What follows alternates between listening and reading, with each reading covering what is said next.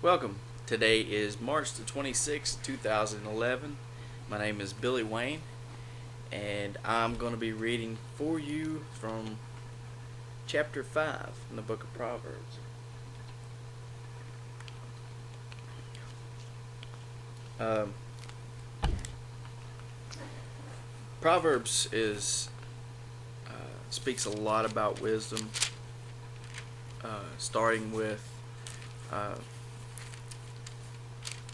fearing God, fearing the Lord is the first step of pursuing wisdom. And anyways, it is 2 o'clock in the afternoon.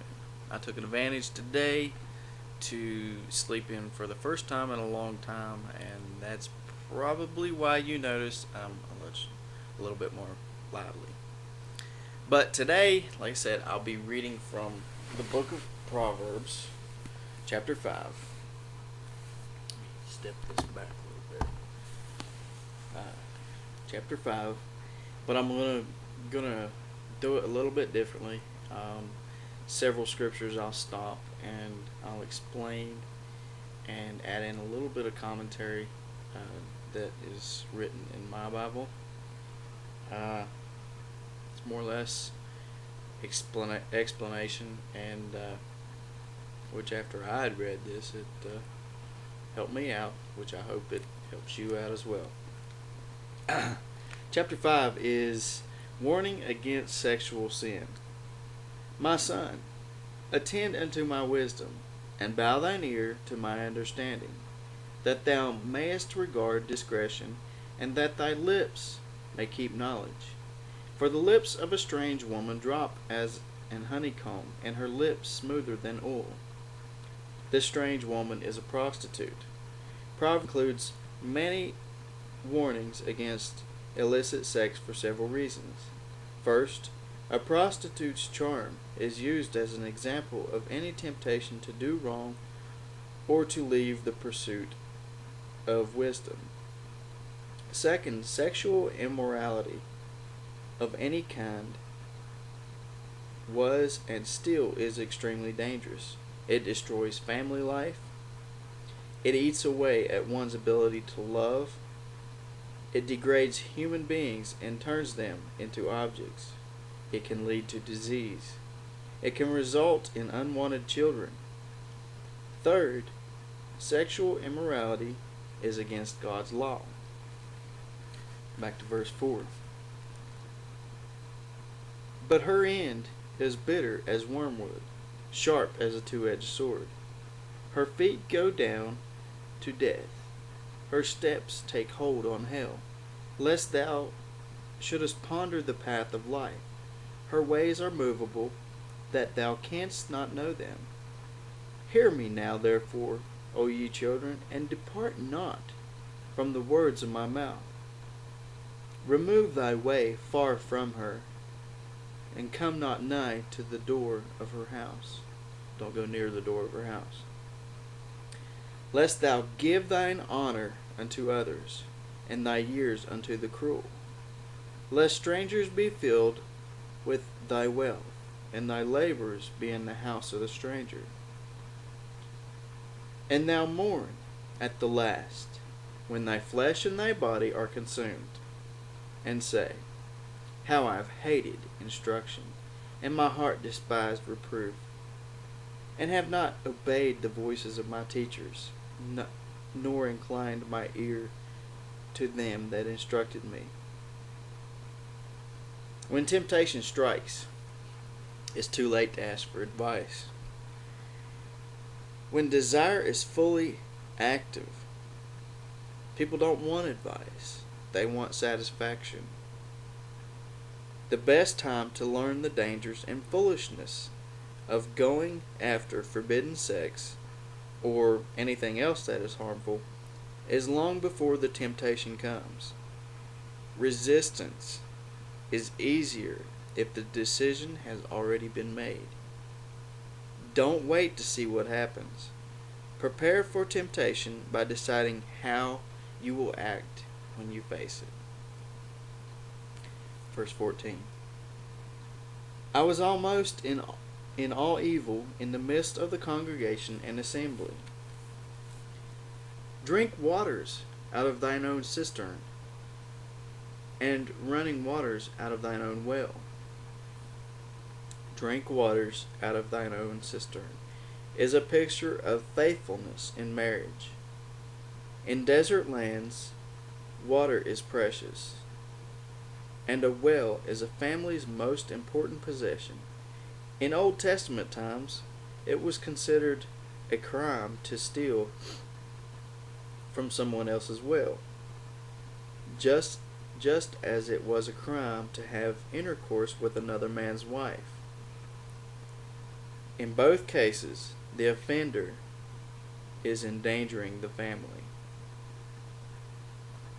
Verse 16. Let thy fountains be dispersed abroad, and rivers of waters in the streets. Let them be only thine own, and not strangers with thee. Let thy fountain be blessed, and rejoice with the wife of thy youth.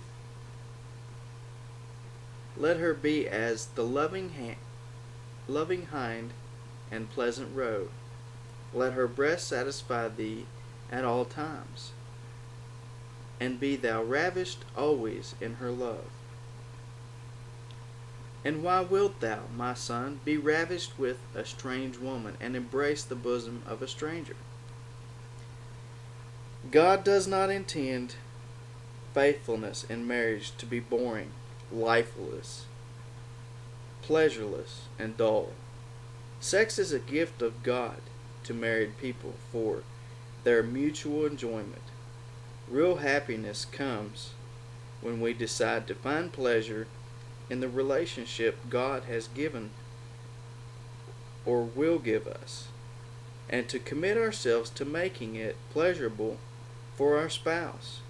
The real danger is in doubting that God knows and cares for us. When then may resent his timing and carelessly pursuing sexual pleasure without his blessing.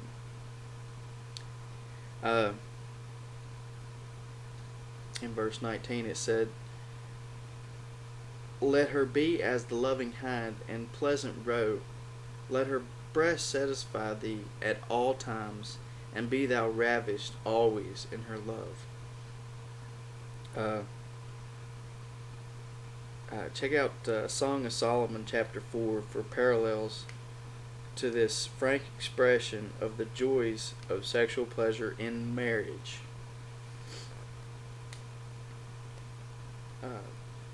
Verse 21. For the ways of man are before the eyes of the Lord, and he pondereth all his goings. In contrast to much of what we read, see, and hear today, this passage urges couples to look at each other for lifelong satisfaction and companionship. Many temptations entice husbands and wives to desire each other for excitement and pleasures to be found elsewhere when marriage becomes dull. But God designed marriage and sanctified it, and only within this covenant relationship we can find real love and fulfillment. Don't let God's best for you be wasted in the illusions of greener pastures elsewhere. Need I read that again? Don't let God's best for you be wasted on the illusions of greener pastures elsewhere. Instead, rejoice with your spouse as you give yourselves to God and to each other. Verse 22. His own iniquities shall take the wicked himself. His own iniquities shall take the wicked himself, and he shall be held with the cords of his sin. He shall die without instruction, and in the greatness of his folly he shall go astray. And that is chapter 5 of the book of Proverbs. I hope that each and every one of you was able to learn something from this. I guess that's all I have for today. It was nice spending a little 10 minutes with you. But I will see you again tomorrow. I will do my best to get chapter 6 posted probably about 8 or 9 o'clock. So I will see you tomorrow. See ya.